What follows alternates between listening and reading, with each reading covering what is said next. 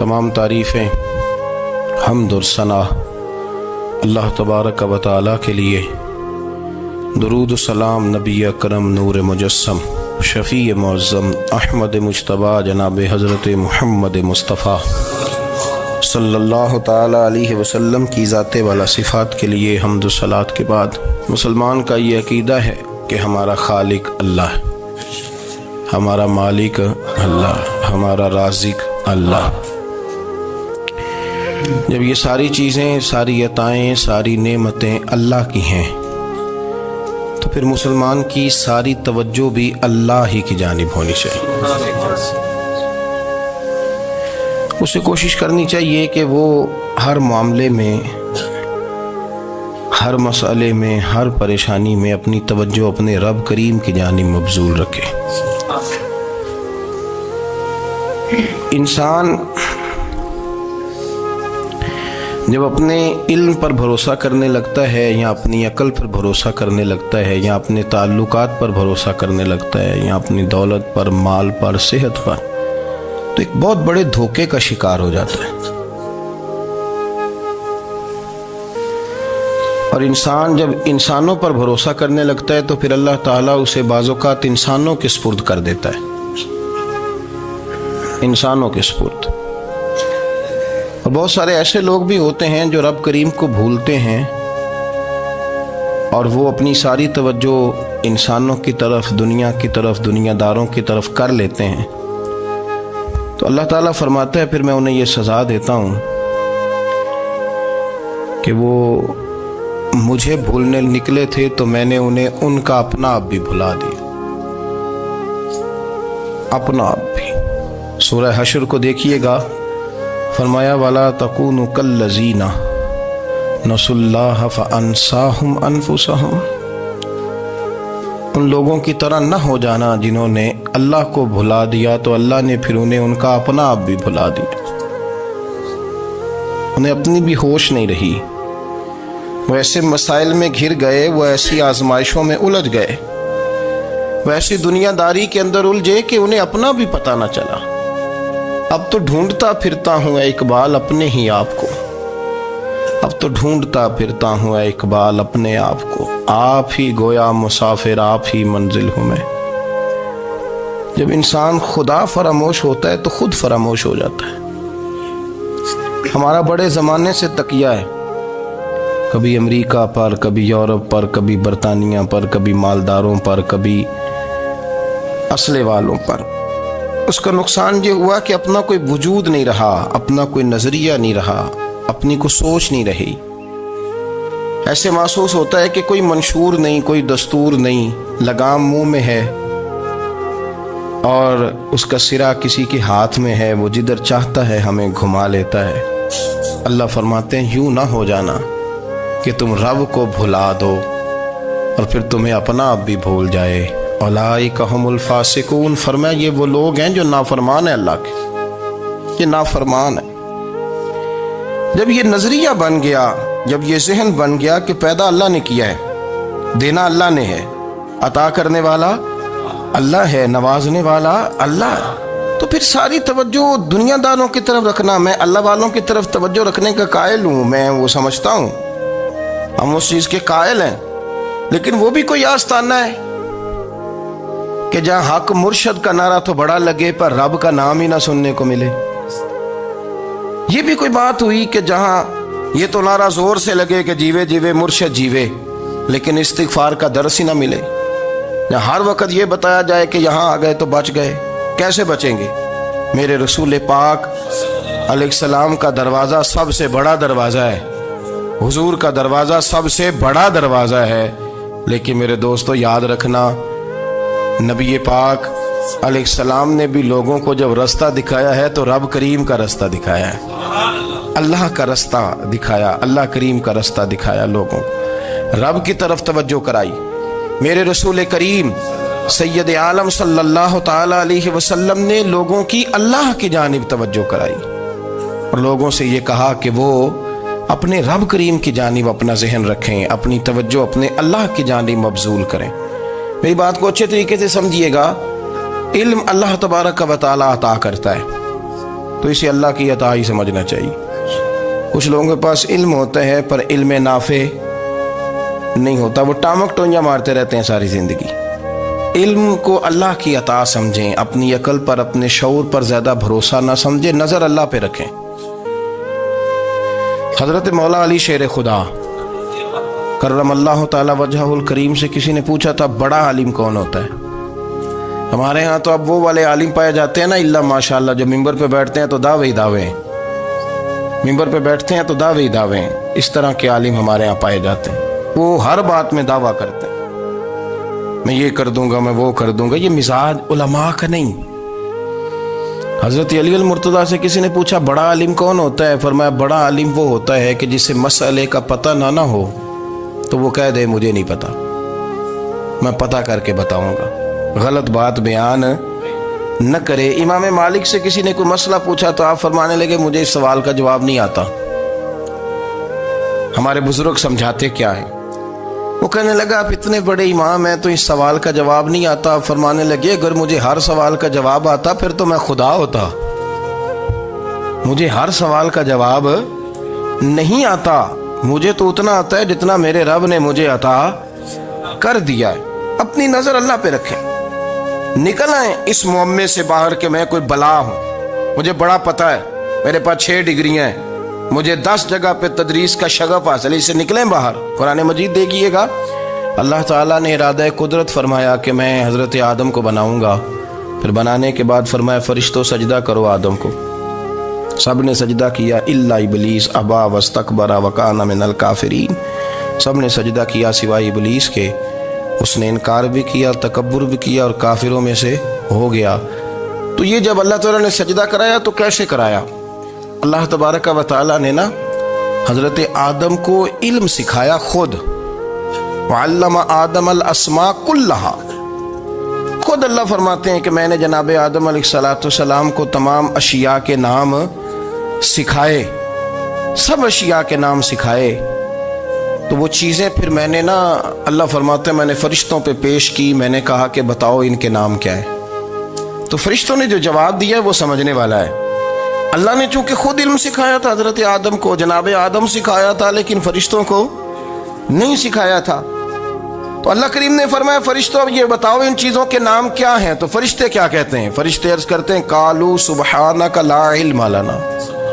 آپ کبھی یقین کریں اس چیز کی لذت لیں تو مزہ آ جائے۔ کہا قالوا سبحانک، کہنے لگے تو پاک ہے، قالوا سبحانک، کہنے لگے تو بھئی آدم علیہ السلام کو نام سکھا لیے، پھر فرشتوں کے سامنے وہ چیزیں پیش کر کے کہا ان چیزوں کے نام بتاؤ، تو فرشتے کیا کہتے ہیں؟ کہتے ہیں قالوا سبحانک، تو پاک ہے، لا علم لنا، ہمارے پاس کوئی علم نہیں، الا ما علمتنا، ہمیں تو اتنا پتہ ہے جتنا تو نے ہمیں سکھا دیا ہے، ہمیں تو اتنا پتہ ہے جتنا تو نے ہمیں، لا علم لنا، ہمارے پاس کوئی علم نہیں ہے، اتنا ہی پتہ ہے جتنا تو نے ہمیں سکھا دیا ہے، اس سے زیادہ ہمارے پاس علم۔ اور یہ کیوں تو نے ہمیں جتنا سکھایا اتنا پتہ ہے؟ فرشتے یہ نہیں کہتے یا اللہ تو زیادہ سکھا، آدم کو دیا تو ہمیں بھی دے، یہ نہیں فرمایا، فرمایا انک انت العلیم الحکیم، اے اللہ تو علم والا بھی ہے اور حکمت والا بھی ہے، تجھے پتہ ہے کس کو کتنا دینا ہے، جتنا تو نے مناسب سمجھا جناب آدم کو دیا، اور جتنا تو نے بہتر سمجھا وہ تو نے ہمیں عطا فرمایا۔ تو اگر آپ کے پاس علم ہے، کہیں نالج ہے، اس کو اللہ کی عطا سمجھیں۔ ہمارے ہاں بہت سارے لوگ بن کے بیٹھ جاتے ہیں، میں اکثر کہتا ہوں کہ پھر وہ دعوے کرتے ہیں میرے علاقے والے جاہل ہیں، میرے شہر والے جاہل ہیں، میرے خاندان والے پڑھے نہیں، یہ آپ کا دعویٰ ہے، یہ آپ کو خراب کر دے گا۔ ہم نے بہت سارے ایسے لوگ دیکھے جو بہت بڑے عالم تھے، لیکن اللہ جب لینے پہ آیا تو عقل ہی لے گیا، شعور ہی چلا گیا، حافظے ختم ہو گئے۔ آپ دیکھتے ہیں بڑھاپے میں کچھ لوگ ایسے ہوتے ہیں کہ جن کو یہ بھی یاد نہیں رہتا کہ میرا نام کیا ہے، میں کہاں ہوں، مجھے کدھر جانا ہے۔ تو اس وقت سے اللہ کی پناہ مانگیں اور اپنی نظر اپنے رب کریم کی جانب رکھیں، اللہ کی جانب اپنی نظر کو مبذول رکھیں۔ دوسری بات، علم کے بعد ایک چیز آتی ہے جس کا نام ہے ہدایت، جس کا نام ہے تقوی، جس کا نام ہے پرہیزگاری، جس کا نام ہے عمل، عبادت، ریاضت، یہ بھی اسی وقت ہی نصیب ہوتی ہے جب میرا رب کریم نصیب فرما دیتا ہے۔ ہم نے نا نیکی کا اپنا اپنا سٹیٹس بنا لیا ہے، اپنا اپنا معیار بنا لیا ہے۔ کچھ لوگ کہتے ہیں کہ جناب مسجد میں سیمنٹ کا توڑا دینے سے بہتر ہے کسی غریب کو آٹے کا تھیلا دے دو۔ اب اس نے اپنا مزاج بنا لیا نا نیکی کا، اس نے اپنا سٹیٹس بنا لیا۔ میرا یہ سوال ہے کہ نبی پاک صلی اللہ تعالیٰ علیہ وسلم جب مدینہ شریف آئے تھے تو حضور نے سب سے پہلے غریبوں میں آٹا تقسیم کیا تھا کہ سب سے پہلے مسجد بنائی تھی؟ کیا عجیب لوگوں کا رنگ ہے، اپنی مرضی کی ہدایت، اپنی مرضی کا تقوی، اپنی مرضی کا معیار۔ مسجد کوئی بڑا چھوٹا خطیب بھی میری طرح کا ہو نا تو وہ مسجد میں بیٹھ کے جب نبی پاک کی بات کرتا ہے تو کہتا ہے میرے رسول پاک غریبوں کا سہارا بن کے آئے۔ وہ غریبوں کی بات کرتا ہے، مسکینوں کی، لاچاروں کی، کمزوروں کی بات۔ تو مسجد ہی تو وہ ادارہ ہے جہاں سے غریبوں کی بات ہو رہی۔ تو اب لوگوں نے غریب کو اور مسجد کو لڑانا شروع کر دیا، اس کو لڑاؤ کہ مسجد میں پیسے دینے سے بہتر ہے آپ غریب کو آٹے کا تھیلا دے دیں۔ آپ یہ کیوں نہیں کہتے کہ مسجد میں بھی آپ توڑا دیں ایک سیمنٹ کا اور ساتھ غریب کو بھی خدمت کریں؟ یہ کیوں نہیں تقویٰ؟ اپنی اپنی مرضی کا مزاج، اپنی اپنی۔ کچھ لوگ کہتے ہیں چھوڑو جی، ساری زندگی انسان نماز پڑھتا رہے اور پھر گالیاں بھی دیتا رہے، بندہ داڑھی بھی رکھ لے اور جھوٹ بولنا بھی نہ چھوڑے۔ تو یہ آپ نے اپنے پاس سے تقوی کا معیار بنایا۔ گالی دینے کا گناہ ہے اور داڑھی رکھنے کا ثواب ہے۔ تو اگر آپ داڑھی رکھے ہوئے ہیں اور آپ کوئی غلطی کر رہے ہیں تو اس سے آپ کی داڑھی کا ثواب ختم، اللہ کرے آپ کو سمجھ آئے میری بات۔ آپ کوئی غلطی کر رہے ہیں، داڑھی کا ثواب اس سے ختم، وہ اپنی جگہ پہ قائم ہے چیز۔ اپنی مرضی کا کیوں تقوی کا معیار بناتے ہیں؟ تقوی کا مزاج اپنی مرضی کا نہ بناؤ۔ اللہ کی بارگاہ سے دعا مانگو کہ یا اللہ ہمیں ہدایت کا نور عطا فرما، اللہ تو ہمیں رستہ دکھا، تو بتا کہ ہدایت کیا ہے۔ تو رب فرماتا ہے اللہ ولی الذین آمنوا، اللہ مومنوں کا مددگار ہے، یخرجہم من الظلمات الی النور، وہ انہیں اندھیروں سے نکالتا ہے اور نور کی طرف روشنی عطا فرماتا ہے۔ اندھیروں سے نور کی طرف اللہ لاتا ہے۔ اللہ ولی، اللہ مومنوں کا ولی ہے، وہ انہیں اندھیروں سے نور کی طرف نکالتا ہے۔ ہدایت ہمیشہ اللہ کی طرف سے سمجھے۔ جب وہ نماز کی توفیق دیتا ہے تو اپنے فضل سے دیتا ہے، جب وہ ذکر کی توفیق دیتا ہے تو اپنے فضل سے۔ ہم سمجھتے ہو جی فلانا نہیں پڑھ رہا بڑا بیوقوف ہے، فلانا نہیں پڑھ رہا، تو تم کیا اپنی عقل کے زور پہ پڑھ رہا ہے؟ میں جی اللہ کے فضل سے 2 سپارے پڑھتا ہوں، تو کس پہ احسان کرتے تو 2 سپارے پڑھ کے رویا کر کہ اگر مالک تو بڑا قریب نہیں؟ بڑے لوگ ہیں جن کو پورا قرآن حفظ ہے پر انہیں پڑھنے کی توفیق نہیں، تو انہیں فضل کیا اور مجھے توفیق دے دی ہے پڑھنے۔ رویا کر، پڑھ کے رویا کر، راتی ساری کر کر زاری، وہ نیند اکھاں تھی توندے تے فجرے اوہی گناہگار کہاون سب تو نیوے ہوندے۔ مہربانی کریں، ڈریں، نیکی کریں تو پھر ڈریں، پھر احساس پیدا کریں، پھر اپنے اندر وہ کمزوری لائیں کہ توبہ توبہ مجھے تو پتہ ہی نہیں، تو جانتا ہی نہیں۔ حضرت سیدنا امام اعظم ابو حنیفہ رحمۃ اللہ تعالی علیہ کے ساتھ ایک شخص کہتا میں نے نماز پڑھی تو عشاء کی نماز تھی۔ یہ جو لوگ بڑے ہوتے ہیں نا، ان کے پیار کرنے والے بڑے ہوتے ہیں، ان کے گرد خوف بھی بڑا ہی ہوتا ہے، انہیں بڑا ڈر لگتا ہے، بڑی بعض اوقات آزمائش ہوتی ہے ان کی۔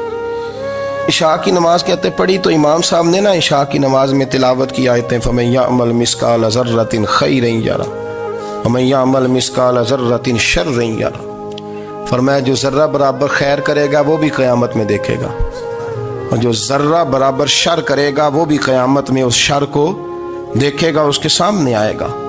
تو وہ شخص کہتا ہے کہ سارے لوگ نماز پڑھ کے چلے گئے تو امام صاحب رحمۃ اللہ علیہ نے اپنی داڑھی پکڑی، رو رہے ہیں، کہتے ہیں وہ ذرہ برابر نیکی کا بدلہ دینے والے، وہ ذرہ برابر شر پہ سزا دینے والے، میری سفید داڑھی کو دیکھ مالک، میرے ذرے ذرے سامنے نہ لانا، لوگ تو میری بڑی قدر کرتے ہیں دنیا، میں تو بڑا پہچانا جاتا ہوں، لوگ تو میری راہوں میں پھول لیے کھڑے ہوتے ہیں، مجھے بڑا نوازتے ہیں، قیامت میں رسوا نہ کر دینا، میرے لیے مشکل ہو جائے گی۔ وہ کہتے ہیں میں نے امام صاحب کا درد دیکھا، مجھے کوئی کام تھا تو میں چلا گیا، میں نے کہا کہ وہ اس وقت اللہ کے حضور حاضر ہیں تو میں دوبارہ آؤں گا۔ کہتے ہیں میں تہجد کا وقت آیا تو امام صاحب وہیں بیٹھے تھے، اور ان کی داڑھی آنسوؤں سے بھری ہوئی تھی اور زور سے داڑھی پکڑی ہوئی، کہنے لگے مالک رسوا نہ کر دے، قیامت میں رسوا نہ کر دے۔ یار جو ہدایت یافتہ لوگ تھے وہ تو ڈرے ہوئے تھے، وہ تو سہمے ہوئے تھے، وہ تو کہتے تھے یہ اس کا فضل نہیں، اس نے بلا لیا، یہ اس کا کرم نہیں۔ حضرت باعزید بستامی کسی کافر کو دیکھتے تو رو پڑتے، کہتے مالک تو کتنا قریب ہے، یہ بے ایمان رہ گیا، تو نے اپنے فضل سے مجھے اپنے نبی کا غلام بنا لیا۔ وہ رو پڑتے۔ یہاں تو لوگوں کا دعویٰ ہی بڑا ہے۔ نمازی اللہ خیر فرمائے وہ تو دوسروں کو گھورتا ہے، وہ کہتا ہے جنت کا میں مالک ہوں، کنجیاں میرے پاس ہیں، میں کسی اور کو گھسنے نہیں دوں گا۔ اور اگر 2-3 حج کر لے تو پھر تو وہ کہتا ہے کہ اب میرے سے پوچھ کے لوگ جنت میں جائیں گے معاذ اللہ۔ اور اگر وہ 2 4 5 7 دفعہ کوئی نفل پڑھ لے تو پھر وہ کہتا ہے چھوڑیں جی سارے لوگ بے عمل ہیں، میں اکیلا نیک ہوں۔ نہ ایسا کریں، اپنی توجہ اپنے رب پہ رکھیں، اپنی توجہ اپنے معین الملت والدین، عطا رسول، ہند الولی، غریب نواز، خواجہ معین الدین چشتی، حضرت خواجہ اجمیر، شاہ اجمیر، شاہ اجمیر، والی ہندوستان۔ آخری عمر میں نا سارا دن روتے گزر جاتا، ساری رات روتے گزر جاتے، ذرا سی کوئی بات کرتا تو رو پڑتے، آنکھیں آنسوؤں سے بھری رہتی۔ کئی دفعہ اپنے بھی پریشان ہو جاتے ہیں نا کہ یار تو ایک بات کی جان ہی نہیں چھوڑ رہا۔ تو خواجہ قطب الدین صاحب بختیار کاکی سے لوگوں نے کہا کہ آپ مرشد سے بات کریں، اتنا بھی تو نہیں نہ رونا چاہیے، ہر وقت اس کے آنسو کی کریے، عاشق دا کام ہی رونا تونا تے بنا رویوں نہیں منظوری۔ یہ عاشق سدا ہی روندا رہندا ہے، پاویں وصل ہوئے تے پاویں دوری، ہر وقت رونے کا کیا مطلب ہے؟ تو خواجہ قطب صاحب کہتے ہیں میں قریب گیا تو میں نے پیر دبائے، میں نے کہا سونیا لوگ تو کچھ بھی نہیں کرتے، تو نے تو کمال کر دیا، 90 لاکھ آدمی مسلمان کر دیا، دنیا کچھ نہیں کرتی، تو نے 50 سال ساری رات مسلح پہ بیٹھ کے رب راضی کیا۔ تو شہزادہ تھا، حضور کی اولاد تھا، لیکن معین الدین تیرا ایک پلاٹ بھی نہیں، تو نے طالب علم پالے، انہیں غریبوں کو دیا، انہیں نوازا، کوئی شے نہیں تیرے پاس، ہر چیز تو نے، ساری رات روتے ہو، سارا دن روتے ہو۔ تو خواجہ قطب الدین صاحب کہتے ہیں میں نے جب عرض کیا تو خواجہ صاحب مجھے گلے لگا لیا، چیخ مار کے روئے، کہنے لے قطب الدین پتر داڑھی سفید ہو گئی، جانے کا وقت آ گیا، جو تو نے نیکیاں گنوائی ہیں وہ ہیں صحیح میرے پاس، پر یار کی بارگاہ میں پیش کرنے کے قابل ایک بھی نہیں، ایک بھی نہیں۔ تو بارگاہ تو دیکھ کتنی بڑی ہے، رسول کریم کی بارگاہ میں پیش کرنے کے قابل ان میں سے ایک بھی نہیں، تو آستانہ دیکھ کتنا بڑا ہے، کیا پیش کروں گا، کیا عرض کروں گا حضور کی بارگاہ میں، کس طرح؟ وہ یار جو بڑے تھے وہ تو ڈرے ہوئے تھے، سہمے ہوئے تھے، وہ تو بڑی آزمائش میں تھے، لیکن میرا اور آپ کا رٹا 2 نمازیں پڑھ کے 6 نمازوں کا دعویٰ کرنا اور لمبی چوڑی کہانیاں بنانا اور اپنے منہ سے اپنی تعریفیں کرنا، اس سے تھوڑا باہر آئیں۔ رزق بھی میرا اللہ ہی دیتا ہے، علم بھی اللہ دیتا ہے، رزق بھی۔ بڑے بڑے فقیروں کو مالدار ہوتے دیکھا، بڑے بڑے مالداروں کو فقیر ہوتے دیکھا، بڑے بڑے، میرے ایک بڑا سخی قسم کا سجن ہے، بڑا پیارا ہے، میں اسے سخی مانتا ہوں، میں نے اپنی پریشانیوں کے دنوں میں بھی اس شخص کو سخی دیکھا۔ ایک دن رات کو مجھے ٹیلی فون کر کے کہنے لگا کدھر ہو؟ میں نے کہا میں گھر ہوں۔ نہیں اکثر سفر میں ہوتے ہو نا؟ میں نے کہا طبیعت کیسی ہے؟ ٹھیک ہے، بس حال چال پوچھنا تھا۔ میں نے سمجھا، میں نے کہا یار یہ کوئی مسئلہ ہے، ورنہ رات کے 2 بجے کوئی حال پوچھنے کو فون تو نہیں نہ کرتا، کوئی مطلب ایسا تو مسئلہ نہیں نا۔ تو میں نے بیک کال کی، میں نے کہا یار میری بات سن، مسئلہ کیا؟ کہ نہیں کچھ نہیں دل کر رہا تھا۔ میں نے کہا میری گال سن، رہے ہیں اسی 4-5 سال کٹھے، میں تین جاننا، اصل بات کر۔ کہنے لگا مکان بھی بڑا ہے، سارا کچھ ٹھیک ہے، پر وہ بڑا ہی بے نیاز ہے، کچھ حالات اس قسم کے آ گئے ہیں کہ لوگوں کو بتاؤں بھی تو لوگ ماننے کو تیار نہیں، زیادہ نہیں، مجھے نا تھوڑے سے پیسوں کی ضرورت ہے، کوئی 15-20 ہزار اگر مل جائیں، میری ضرورت۔ آپ یقین کریں میں روتا رہا ساری رات۔ میں نے کہا مہربانہ تیرا کس طرح کرانگے، اس سے لے کے زمانہ استعمال کرتا تھا، پر بے پرواہی ویکھ نہ سجڑ دی، جتھے کسے دی پیش نہ جاوے، انہیں تاجاں والے در در رولے تے منگتے ہیں تخت بٹھاوے۔ سجنا کسے نو کارا مل دئی، کوئی کعبے خالی آوے. واللہ خیر الرازقین. وہ کہتے تو دائیں بائیں نہ جا، رزق تو تجھے میں دوں گا، میں ہوں بہتر رزق دینے والا. بڑے بڑے بادشاہ، بڑے بڑے شہنشاہ، بڑے بڑے لوگ، ہاتھوں میں کاسے، فقیریاں. ام ربیہ کہا کرتی تھیں، بڑی نیک اور صالح خاتون تھیں. وہ کہتی ہیں کہ میں نا بڑے امیر آدمی کی بیوی تھی، اپنے شوہر کے ساتھ چھت پہ بیٹھی تھی تو نیچے فقیر مانگنے والا آیا. اس نے بڑے درد سے صدا کی تو میں نے اپنے شوہر سے کہا کچھ دے دے. کہا دفع کر، ان لوگوں نے دھندا بنایا ہوا ہے. کہتی میں میکے سے بھی بڑا مال لے کے آئی تھی، میرے ماں باپ بڑے امیر تھے تو میں نے نا چوری اپنے خامہ سے نظر بچا کے باتھ روم جانے کے بہانے گئی اور نیچے جا کے 5 دینار میں نے اس فقیر کی ہتھیلی پہ رکھے. کہتے اس نے 5 دینار دیکھے، پھر میری طرف دیکھا تو میں نے اس کی آنکھوں میں آنسو چمکتے دیکھے. کہنے لگے بی بی رب تیرا بھلا کرے، میں 3 دنوں کا بھوکا ہوں. کہ وہ چلا گیا. میں گھر آ گئی، جب باہر آئی تو میرا شوہر کہنے لگا تو اتنی اب اتنی تو تیز ہو گئی ہے اور تو اتنی خود مختار ہو گیا، میرے بغیر پوچھے مال خرچ کرے گی، جا تجھے 3 طلاقیں. کہتی میں بالدار اور وزادار باپ کی بیٹی تھی، طلاق لے کے گھر آئی تو میرا باپ ٹوٹ گیا، چارپائی پہ چلا گیا. اوہو یہ کیا بن گیا. کہتی بڑی تکلیف رہی. 1-2 سال کے بعد میرے ابا نے میری شادی کر دی. اب جس شوہر کے پاس گئی وہ بڑا نیک تھا، پرہیزگار تھا، اللہ نے بہترین صلہ دیا.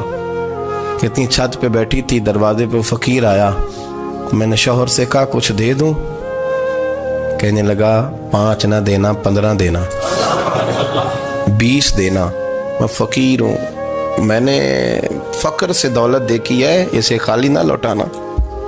کہتی ہے کہ میں نیچے گئی اور جب میں نے اس کی طرف دینار بڑھائے تو میری چیخ نکلی، پیسے پھینک کے میں بے ہوش ہو کے گری. میرا شوہر نے آ کے اٹھایا، اندر لے گیا، پانی منہ پہ چھڑکا. کہنے لگا تجھے کیا ہوا؟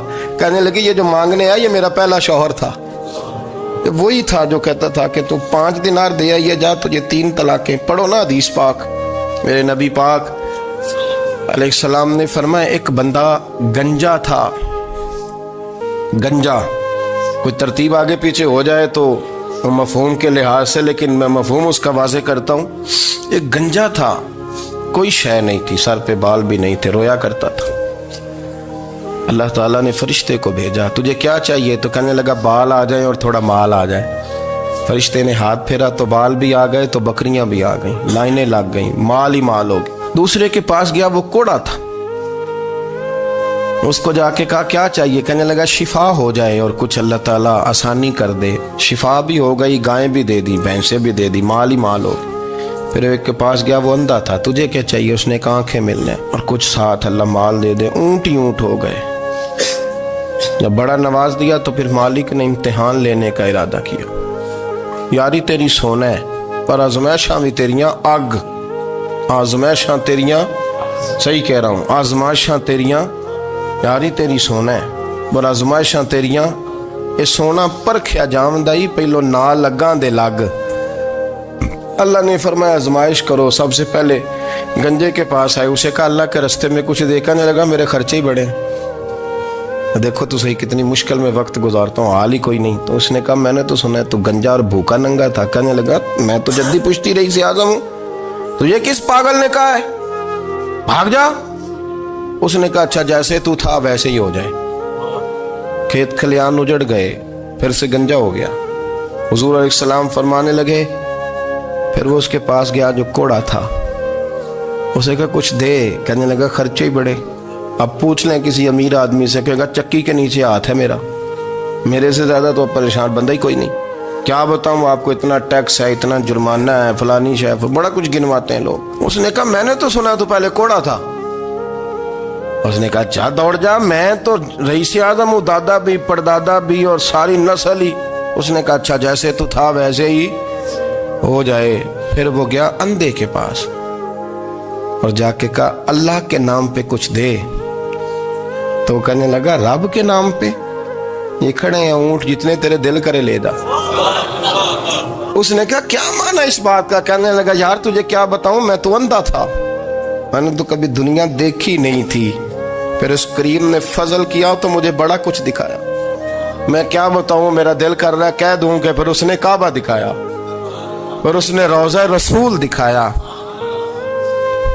پھر اس نے ریاض الجنہ کے سجدے دکھائے، پھر اس نے اپنے محبوب کے دروازے کی رونقیں دکھائیں، اس نے بڑا کچھ دیا، اس نے بڑا نوازا۔ میرے پاس تو شاید میں بدکار پرانا خادم، کسے در ملی نہ ٹوئی، ایتے واصف یار نے نظر جو کی تھی، پھر واصف ہی ہوئی۔ یہ تو اس کا کرم ہوا۔ تو یہ وہ کہنے لگا تو اللہ کے نام پہ جان مانگ، میں وہ بھی دینے کو تیار۔ میرے پاس تو شے ہی کوئی نہیں تھی، مجھے تو اپنا پتہ ہے، میں تو کوئی شے نہیں تھا، کچھ نہیں تھا میرے پاس۔ یہ تو ان کا کرم ہے کہ رخ ان کا ادھر ہے، اور مختصر سی میری کہانی ہے، یہ جو بھی ہے ان کی مہربانی ہے۔ تو وہ کہنے لگا میں بھی کچھ لینے نہیں آیا تھا، تیری آزمائش ہی کرنے آیا تھا، تیری عزتیں بھی سلامت رہیں گی، تیرا مال بھی سلامت رہے گا، تیری شفا بھی۔ اپنی زندگی میں کبھی بھی اللہ کی بارگاہ سے توجہ ادھر ادھر نہ کریں، چھوڑیں لوگ کیا کر رہے ہیں، دنیا کیا کہہ رہی، کبھی بھی اپنی توجہ دائیں۔ ہمارا یہ مسئلہ بن گیا کہ ہماری سیاست ہے، ہماری دنیا داری ہے، ہم بندوں کو راضی کرنا چاہتے ہیں، ہم دیکھتے ہیں کون کس طرح، اور آپ یقین کریں آپ تھک جائیں گے، بندے راضی نہیں ہوں گے، وہ نہیں راضی ہوتے۔ آپ ان کو منا کے لائیں گے تو ادھر والے نکل جائیں گے، ادھر کو منائیں گے تو ادھر والے نکل جائیں گے۔ اس چکر سے باہر آئیں، اس رب کو راضی کریں جو فرماتا ہے ان الذین آمنوا وعملوا الصالحات سیجعل لهم الرحمن ودا۔ فرمایا تو ایمان لانے کے بعد نیک عمل کر، میں لوگوں کے دلوں میں تیری محبت پیدا کر دوں گا۔ رحمان لوگوں کے دلوں میں محبت ڈال دے گا، اللہ لوگوں کے دلوں میں۔ اپنی نظر ہمیشہ اپنے رب پہ رکھیں، اتنی لمبی چوڑی دنیا داروں سے امیدیں نہ وابستہ کریں۔ میں نے دیکھا ہے لوگ کاسا لیسی کرتے ہیں، کبھی اس کے دروازے پہ کبھی اس کے دروازے پہ۔ ان چکروں سے باہر آئیں اور اپنے رب کی بارگاہ کی طرف توجہ کریں، استغفار شوق سے پڑھا کریں، اور اکیلے میں نا، اکیلے میں۔ حضرت رئیس المتکلمین مولانا نقی علی خان صاحب رحمۃ اللہ نے لکھا ہے کہ فرعون 500 سال حکومت کر گیا، یہاں تو 5 سال کی حکومت کی پیر لڑکھڑاتے ہیں، 500 سال۔ فرماتے اصل وجہ یہ تھی کہ دنیا جب سو جاتی تھی نا تو اوپر چادر لے کے تو مسلح پہ بیٹھ جاتا تھا، اور ہاتھ باندھ کے کہتا تھا رب تو ہی ہے، میرا پردہ نہ کھولنا، مالک تو ہی ہے، کرم نوازی کرنا، میری پکڑ نہ کرنا۔ وہ بے ایمان ہو کے اگر 500 سال ہاتھ باندھے تو گزارا کر لیتا ہے، تو ایماندار ہے۔ پر مسئلہ یہ ہے کہ تو رات کو بکل مار کے ہاتھ نہیں نہ باندھتا، تو منت نہیں کرتا، تو استغفار نہیں کرتا۔ توبہ کریں تو بچے رہیں۔ وہ اتنی لمبی حکومت کر گیا چونکہ رات کو کہتا تھا مالک رب تو ہی ہے، لیکن مہربانی فرما، میری پکڑ نہ فرمایا، تو اللہ نے تو اس کو مہلت دے دی۔